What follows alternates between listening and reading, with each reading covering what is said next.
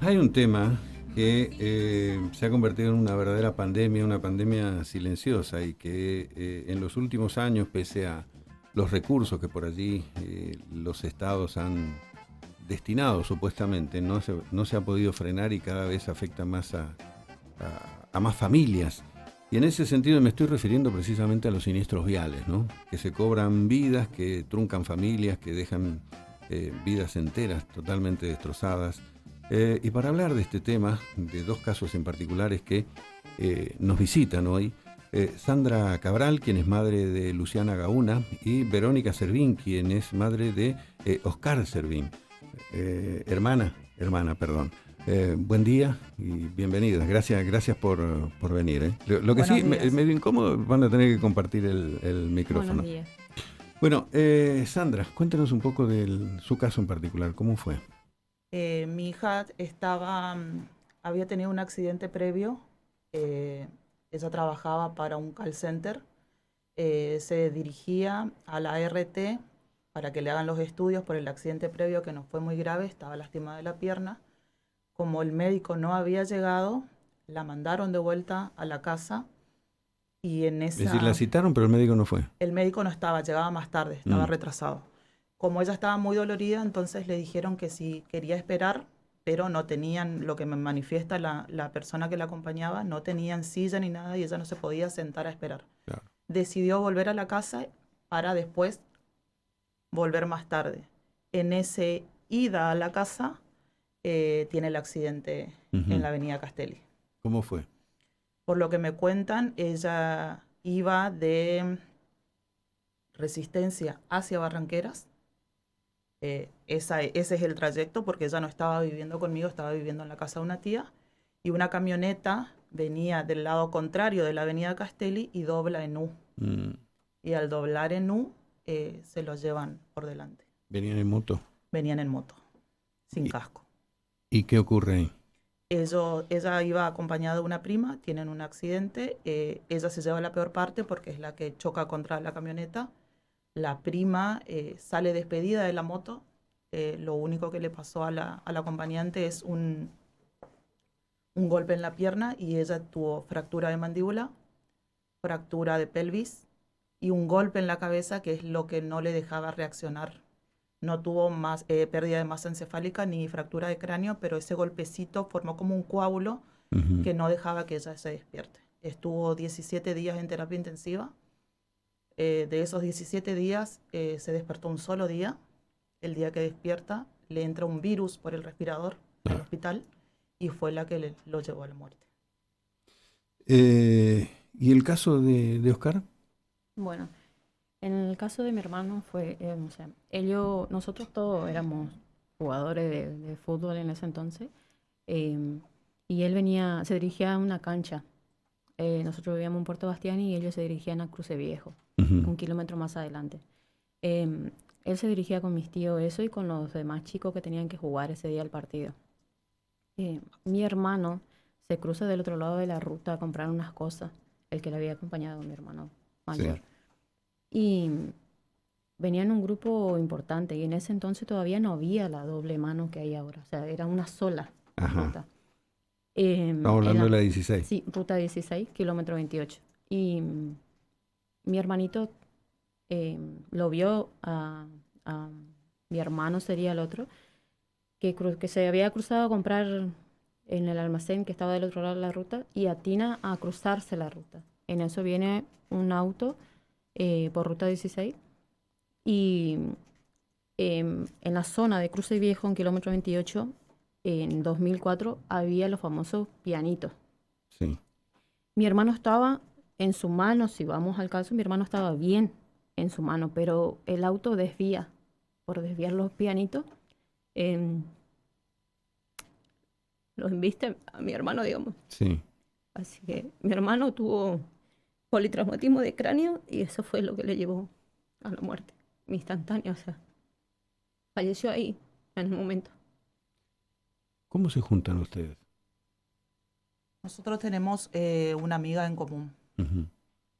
¿Y a partir de allí empiezan a organizarse a partir de esto? de esto, sí.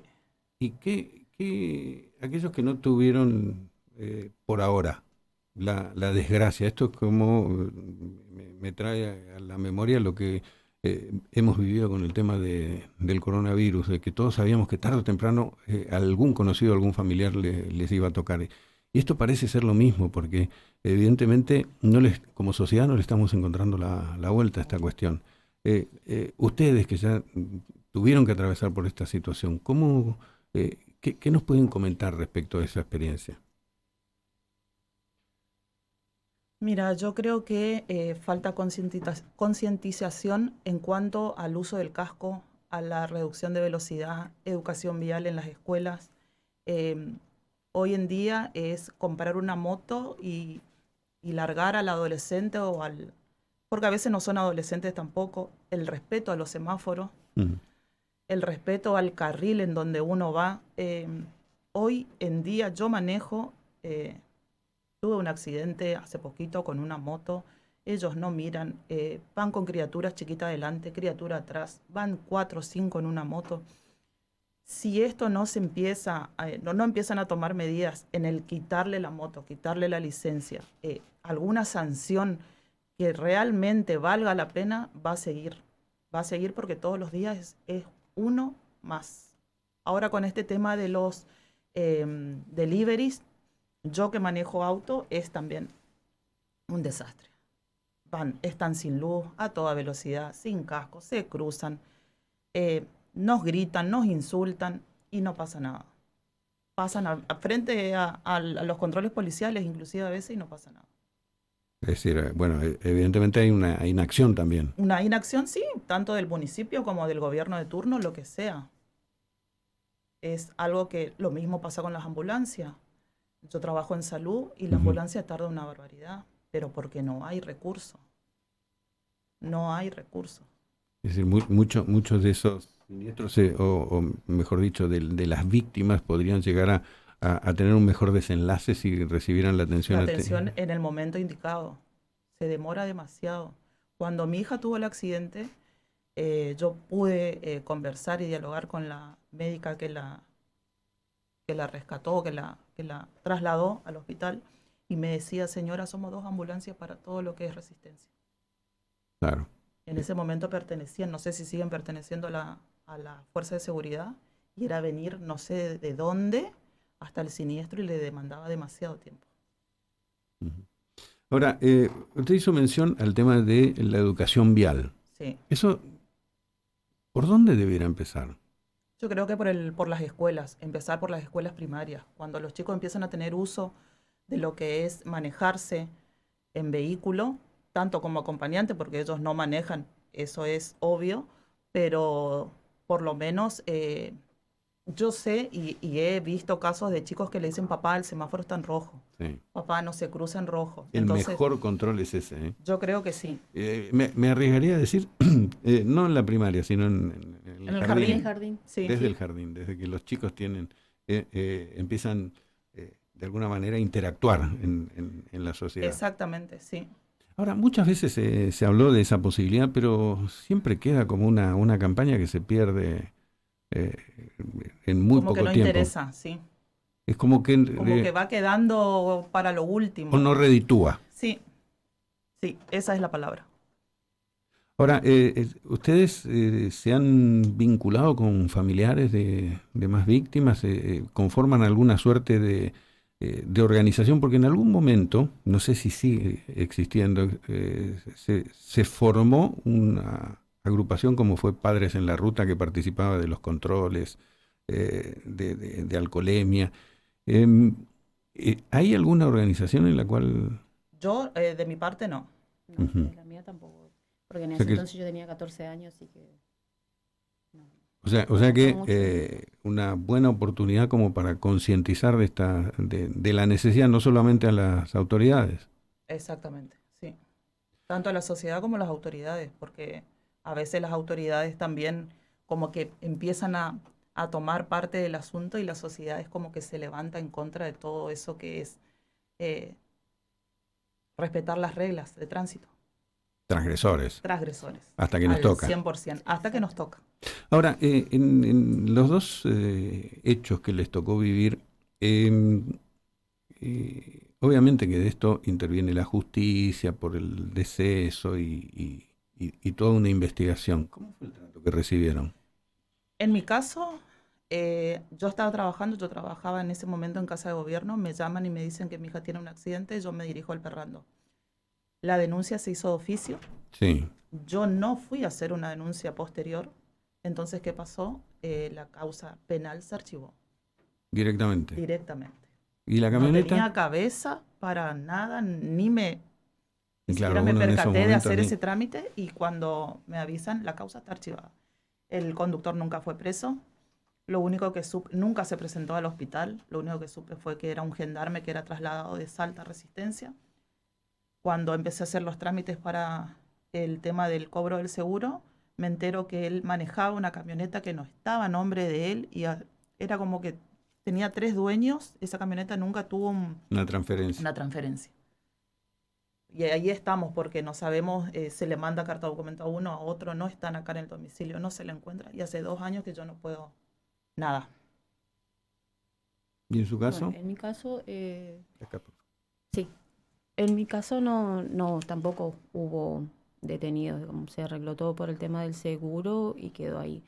Los ocupantes del vehículo venían manejando desde Buenos Aires, Ujú. así que quedó todo ahí, se arregló con el seguro y nada más, pero no, tampoco hubo personas detenidas.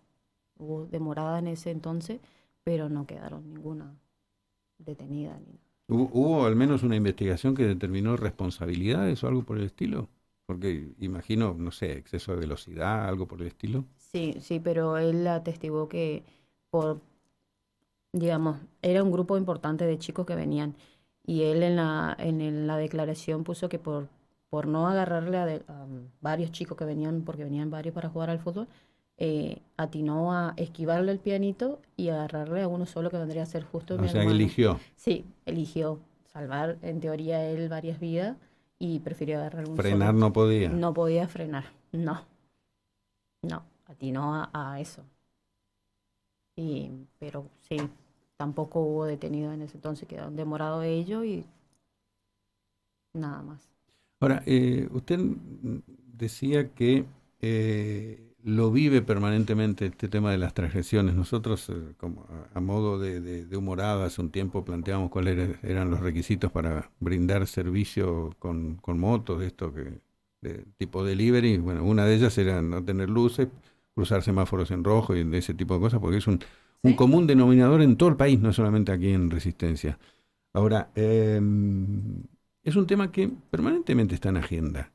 De hecho, con la excusa de ordenar el tránsito, colocan estacionamiento medido para cobrar, que de esa manera se va a ordenar. Pero sin embargo, se siguen viendo motos circulando por las veredas, por ejemplo. Sí, sigue. Acá la parte de Casa de Gobierno es una constante, todo el tiempo. Ahora empezaron como que todos los días están ahí y la gente que realmente va a trabajar y deja la moto estacionada es a la gente a la que se le lleva la moto. Cuando la gente que realmente no respeta el tránsito sigue pasando, inclusive por enfrente de la gente de la grúa. Ujú. ¿Cuántos años tenía su hija? 21 años. ¿Cómo la recuerda usted ahora? Ella era una persona llena de vida. Amaba la vida. De hecho, el día que ella se levanta, se le preguntó, porque yo ese día no entré a la visita, porque andaba haciendo papeles para el hospital por el tema de la obra social. Le preguntaron si ella sabía lo que le pasó. Eh, Se manejaba apretando las manos con un sí o un no. Decía que sí, que la iba a pelear. Le decían que aguante, ella decía que sí. Eso fue cuando recuperó la Cuando conciencia. recuperó la conciencia. Y a la noche le entra el virus a los pulmones y no se levantó más. Es decir, es una consecuencia del largo periodo. Del largo periodo en terapia intensiva. No obstante, no me puedo quejar del Hospital Perrando,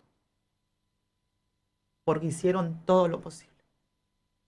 Hasta la dializaron en terapia intensiva porque ella dejaron de funcionar sus riñones a consecuencia del virus, que hizo una sepsis en todo el cuerpito de ella.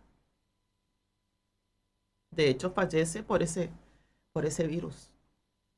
y los golpes graves que tenía, porque estaban esperando que despierte para hacerle la cirugía de pelvis y de mandíbula.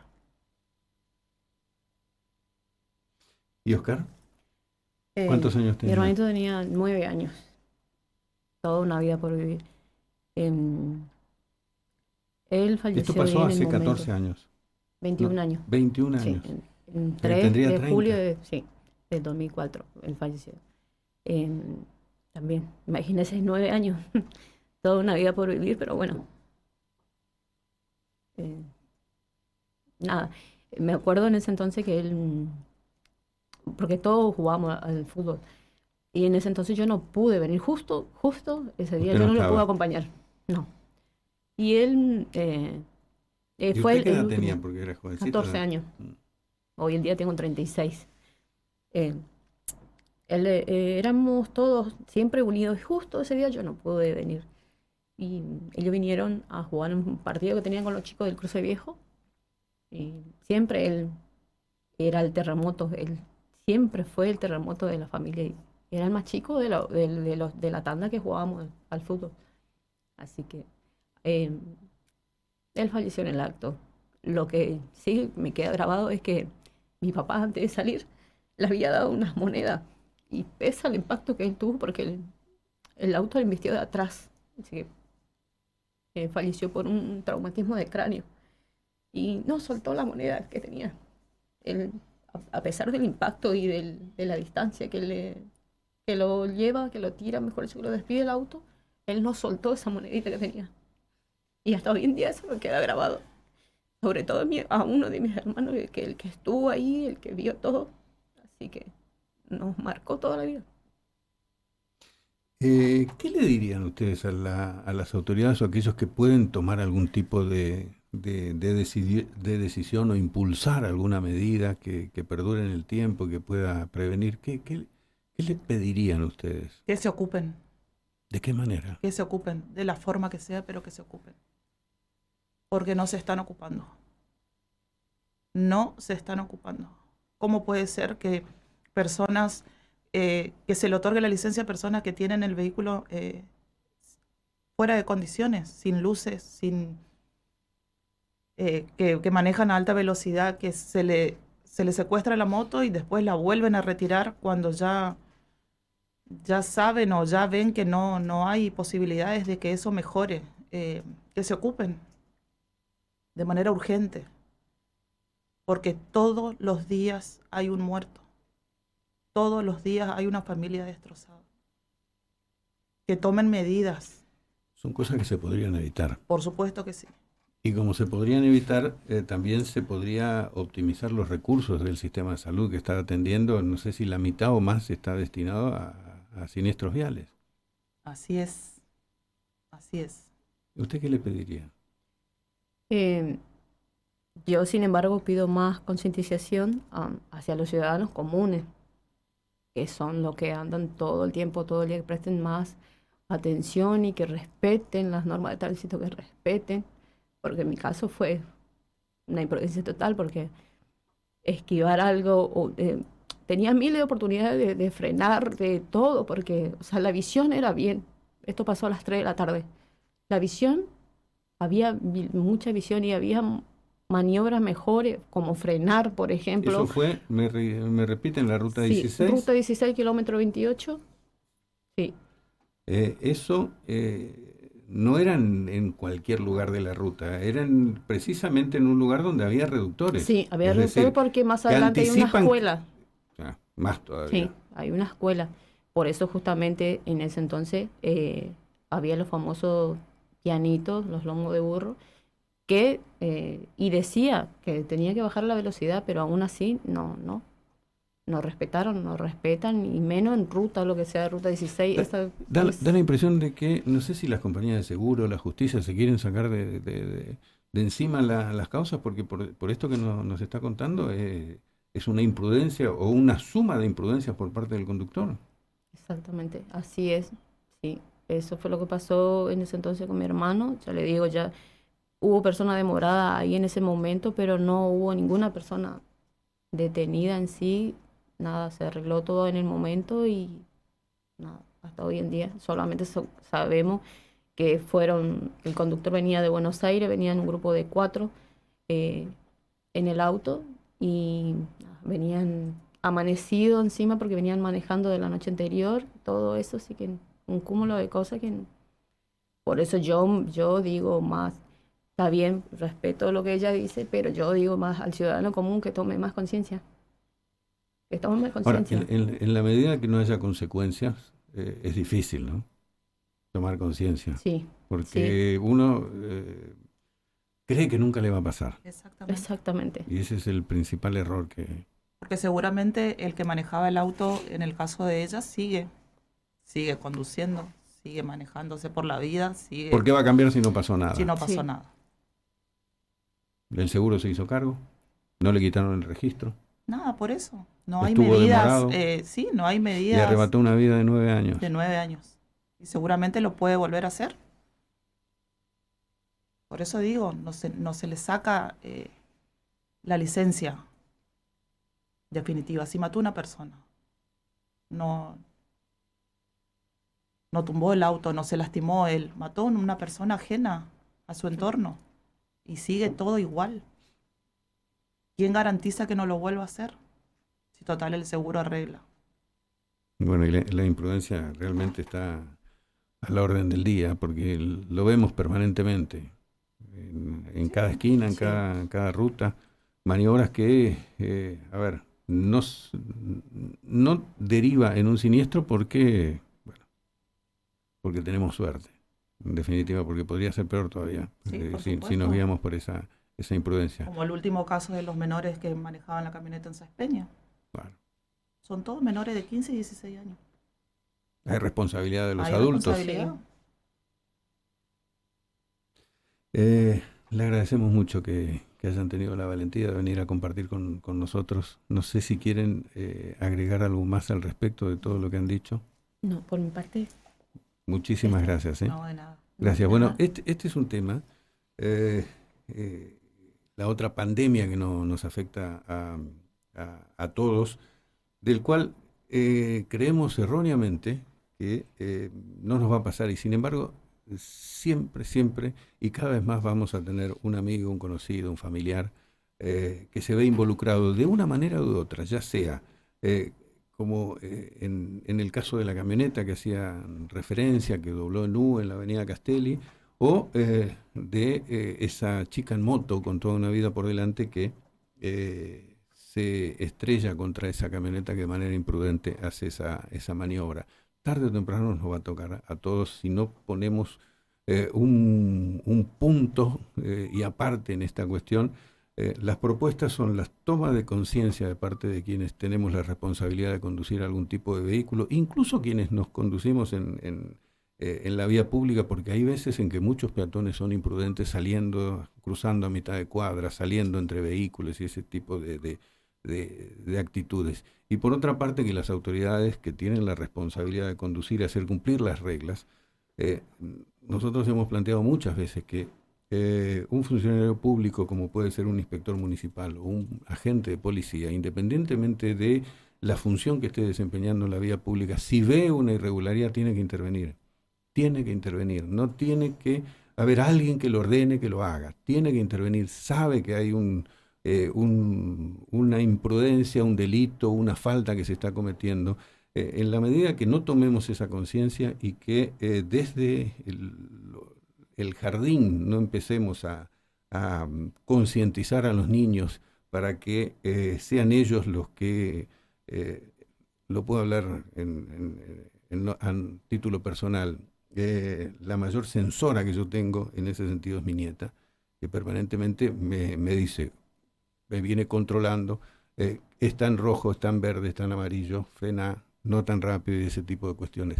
Hasta que no tengamos ese tipo de controles, producto de medidas adoptadas por las autoridades, va a ser muy difícil que le pongamos freno a esta cuestión. Muchísimas gracias a todos por acompañarnos, gracias una vez más por este testimonio. Nosotros nos despedimos hasta mañana. Chao. Te vuelves parte de mi ser en mis palabras.